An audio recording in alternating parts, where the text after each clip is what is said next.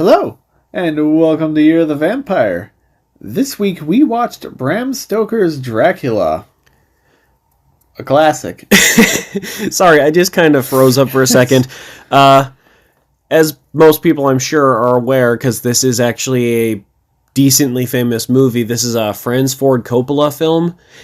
I was actually surprised how much it stays true to the source material. At least from what I remember. I haven't actually read the novel in like 9 years, so I could be misremembering some stuff, but it seemed mostly pretty accurate. Even up to the end, where they just kill Dracula and it just kind of ends. Yeah, it was a very abrupt ending, but they did what they needed to do. I mean, yeah. So yeah, I guess that goes into plot. I liked the plot. I liked the original novel when I read it, and I enjoyed this movie for the most part as well. Yep. Even though I'm pretty sure Quincy dies, which he doesn't die in the book. Yeah. I've never read the book, but you should read the book. I do see the similarities to Nosferatu, which is obviously why that got in trouble. Yeah, I actually never knew that before. Like, I know you'd mentioned that Nosferatu is essentially just like almost entirely ripping off the basic plot of Dracula, but I didn't realize how blatantly it was ripping it off. That's essentially why they just killed him off at the end of the original Nosferatu in the Sun, because they were trying to avoid the copyright issues, which did not work. Luckily, they managed to survive somehow. Back to this movie, though. It's pretty straightforward. It starts out with John, our main character, going out to meet Dracula in his castle because he's getting paperwork done. So if anyone's watched any of the Nosferatu movies, that must sound pretty familiar since that's the exact same setup. And Dracula has a thing for John's wife. Yeah, I'm pretty sure she looks like his wife from the 1500s. I'm pretty sure he was essentially trying to just resurrect her in a way, or just turn Mina into her. Essentially, yeah. I don't know. It's fucking creepy, but again, that's also very much like Nosferatu, since that's basically exactly what happens in Nosferatu as well. I gotta watch the original Nosferatu, though, because you said it's a good movie. Yeah, it's very good. It's just, you have to read, and it's mostly just music. Oh, yeah, because it's a silent film. Yeah, it's a silent film. Anyway, let's keep moving on. We keep getting sidetracked. Acting. I thought the acting was alright. I thought a lot of it was kind of hammy.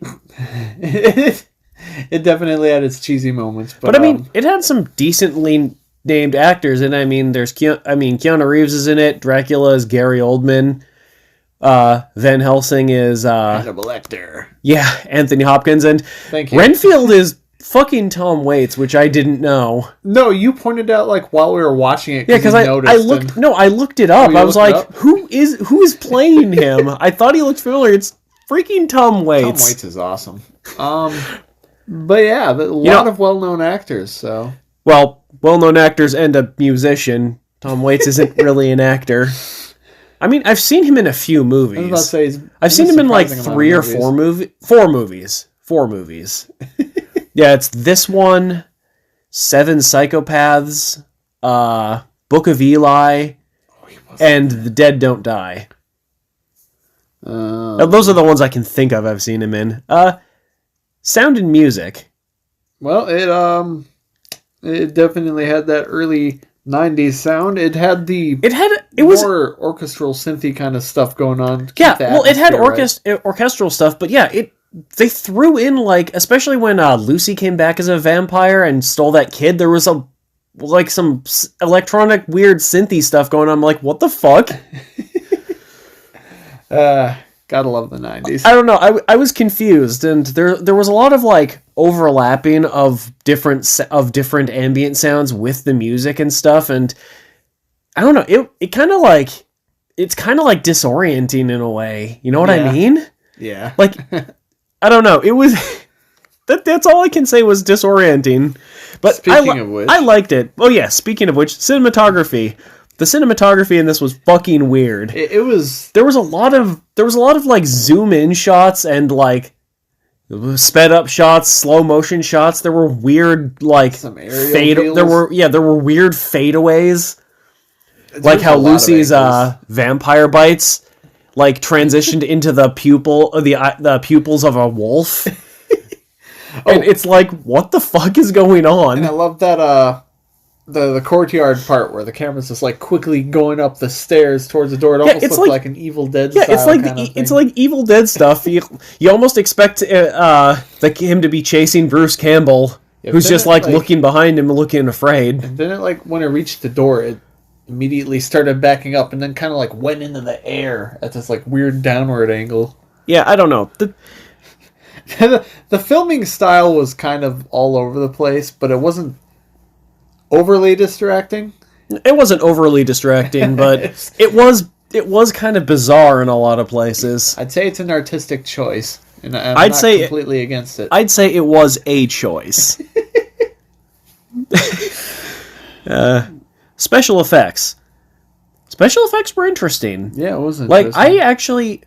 his weird, like, half-humanoid wolf form was kind of fucking weird. Like, I remember... funky, yeah. Like, I remember in the book, he turned into just a wolf. I don't think I remember him turning into a wolf man, though. Or maybe he did. As I said, it's been like 8-9 years since I read the novel, so... Yeah, I loved all the, scenic shots and stuff, especially during rainstorms. It kind of reminded me of, like, early, almost 70s or 80s kind of horror films. Yeah. Trying to think of some more special effects.